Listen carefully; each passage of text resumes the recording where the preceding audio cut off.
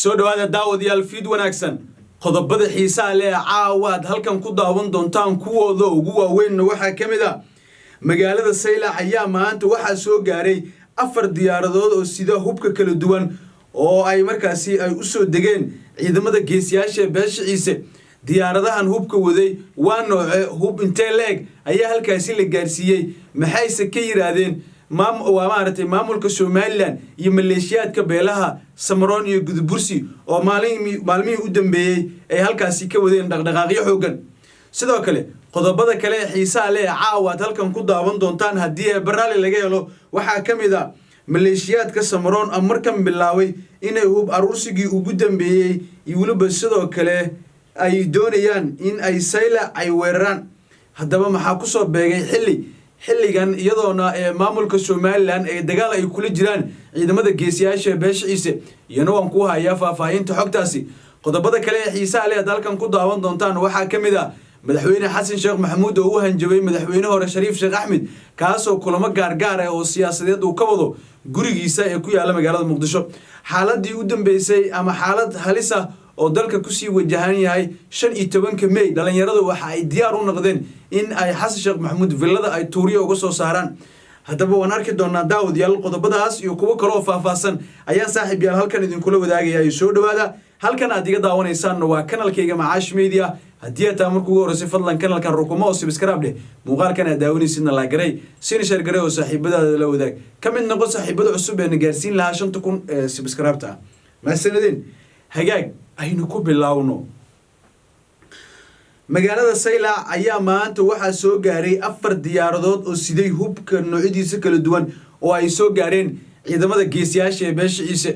dhowrkii maalmood u dambeeyay ayaa halkaas la isku biratumanay ciidamada geesiyaasha ee beesha ciise dhan ayay markaan u jeesteen oo ay diyaar u yihiin ay gunti dheesha isaga dhigaan halka beelaha Samaroon iyo waliba sidoo kale beelaha Gudbursi oo isku dhinacana waxa ay doonayaan in ay weerar kala duwan ay ku qaadaan ciidamada madaniga ah ee beesha ciise maamulka Somaliland ayaa sidoo kale dagaalkan qayb ka qaadanaya oo ay ka soo mid noqdeen iyagoona doonayaan in ay la dagaalamaan ciidamada geesiyaasha ee beesha ciise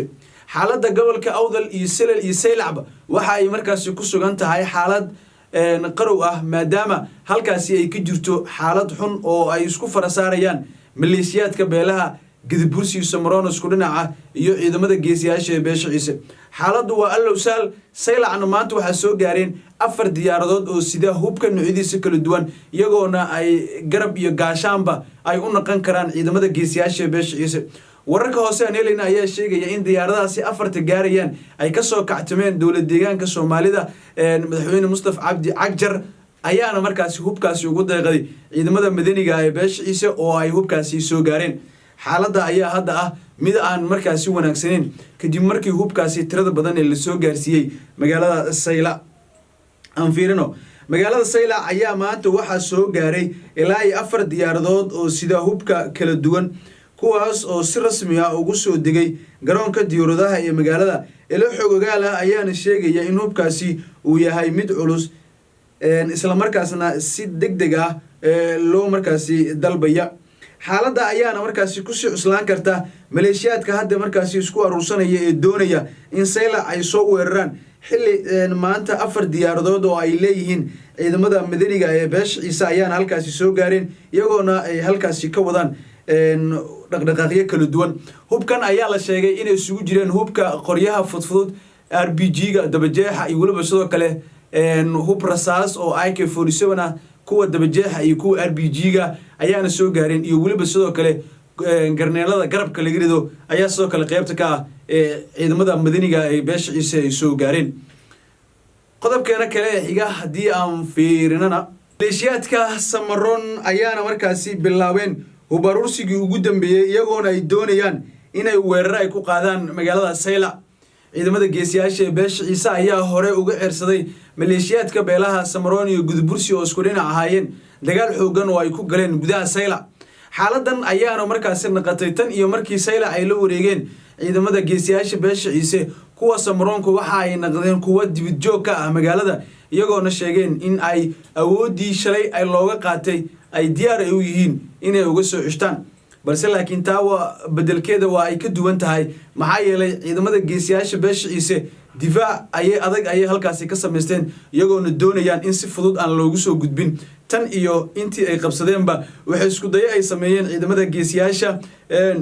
inay sii ilaashadaan walow ay samaroonku ay weerar kala duwan ay isku dayeen inay halkaasi ay ka geystaan xaaladda saylac waxa ay markaasi maraysaa meeshii ugu xumeed iyadoona beelaha gadabursi iyo samaroonba ay mar kale u tafaxoodanayaan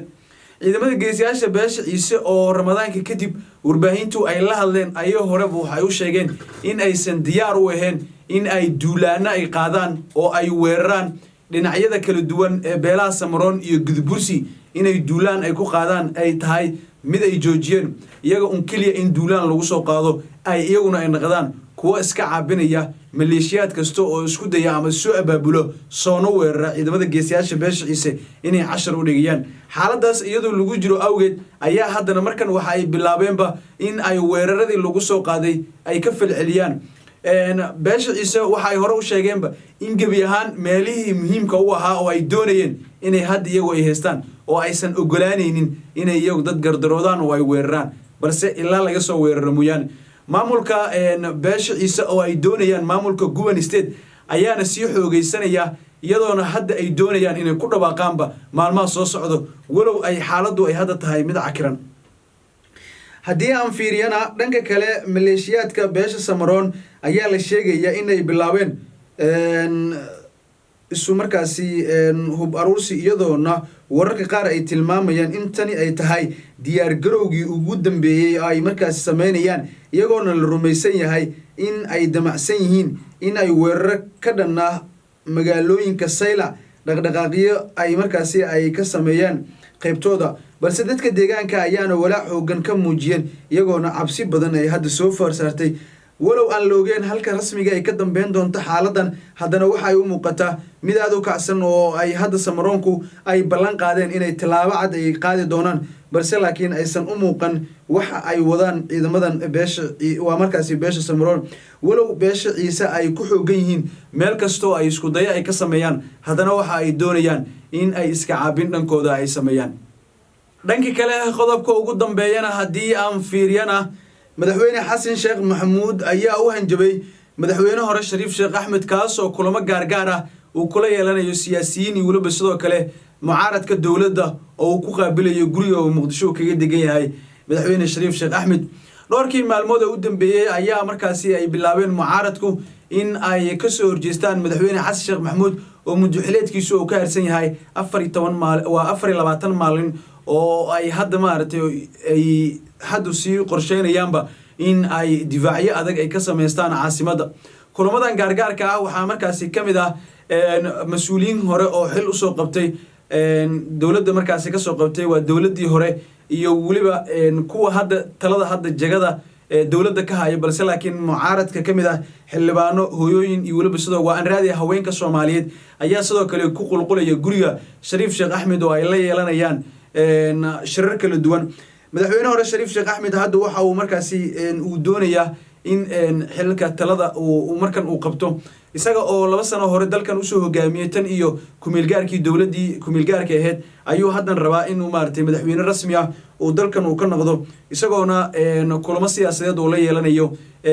bulshada qaybaheeda kala duwan haddii ay naqan lahayd xitaa dhalinyarada iyo weliba sidoo kale mas-uuliyiinta xilka ka hayso dowladda iyo kuwa aan xilkeeninba ayuu inta badan la fariisanayay madaxweynaha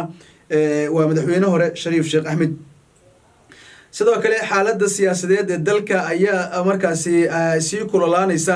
kadib markii madaxweynaha Soomaaliya Xasan Sheekh Maxamuud uu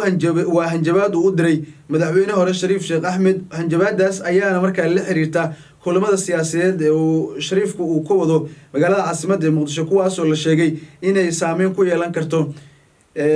jihada siyaasadeed ee dalka wararka